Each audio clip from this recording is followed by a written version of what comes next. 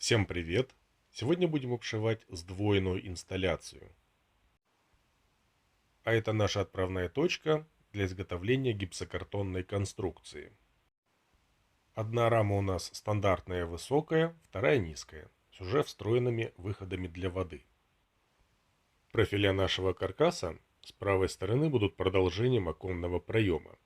Пройдут по полу, с левой стороны за подлицо с рамой инсталляции, сверху на минимальной высоте, потом по левой стороне окна, и верх будет на уровне подоконника, по нижней части рамы. С помощью лазерных уровней делаем на стенах и на полу карандашные отметки. По этим отметкам отбиваем линии синькой или рисуем их карандашом. На оконных откосах не забываем делать нужные отступы, учитывая толщину плитки и гипсокартона. Итак, все линии разметки у нас есть. Направляющие профиля для периметра на стенах мы засверливаем и крепим на обычные пластиковые дюбеля. Нижний профиль для периметра на полу можно прикрутить прямо к ножкам инсталляции. Здесь мы пол сверлить не можем, потому что есть трубы и неизвестно, где они проходят.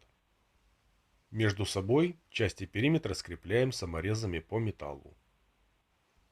Итак, профиля на полу и на стенах у нас надежно зафиксированы. И мы приступаем к сборке остальной части каркаса. Сверху на левой инсталляции нет железной перемычки. Мы ее сделаем из профиля. Это запчасть для короткого торца с левой стороны. УДшка с вырезом, так чтобы ложилась на край инсталляции. Сбоку прикручивается на саморез по металлу. Такая же запчасть идет с правой стороны. И еще одна перемычка будет установлена снизу.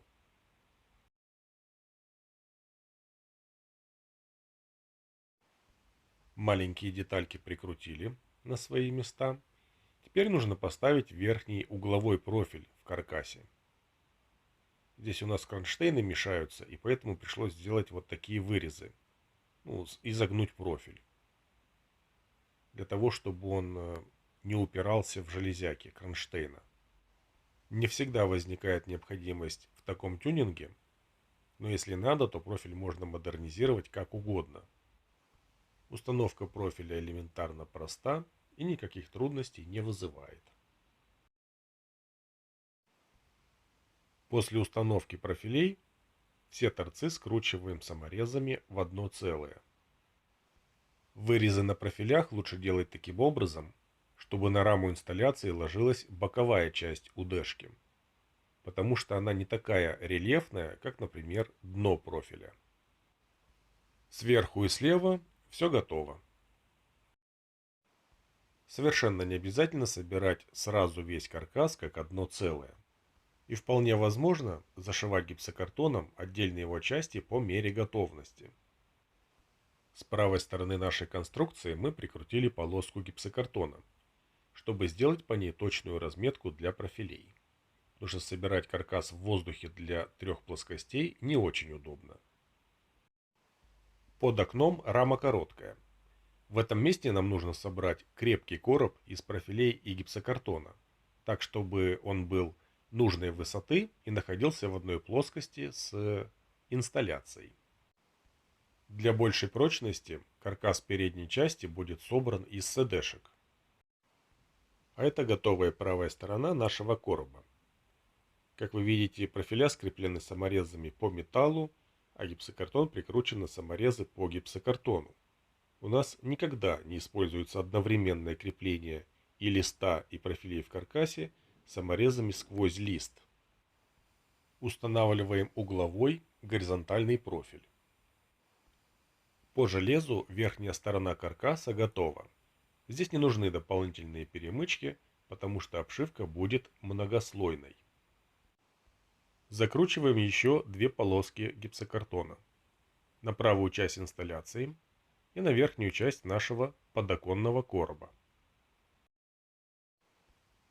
В каркас передней части этой конструкции устанавливаем 2 вертикальные ЦДшки на пяточках.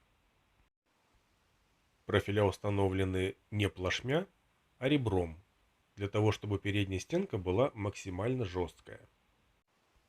Профиля зафиксированы на своих местах саморезами не только с лицевой стороны, сверху и снизу, но и с внутренней, также сверху и снизу. Отмечаем положение профилей и зашиваем инсталляцию первым слоем гипсокартона. Первый слой обшивки может состоять из нескольких кусков, а вот внешний лицевой слой лучше сделать одним целым листом гипсокартона. Саморезы для обшивки вкручиваются и в металл самой инсталляции, и в профиля, из которых состоит наш дополнительный короб. В подоконной зоне у нас было задание срезать по горизонтали лист внешней обшивки на уровне минус 15 мм от низа рамы. Это уровень плитки. Плитка должна зайти под окно и образовать горизонтальную полку. А вот это углубление будет выравниваться одним или двумя слоями гипсокартона на клею. Итак, что у нас получилось в конце? Правая сторона – это продолжение оконного откоса, без ступенек. Плитка под окном – это одно целое с коробом. Левая сторона откоса переходит в край инсталляции. В общем, все как было в чертежах указано. А на этом наше видео заканчивается. Всем спасибо за внимание и до новых встреч!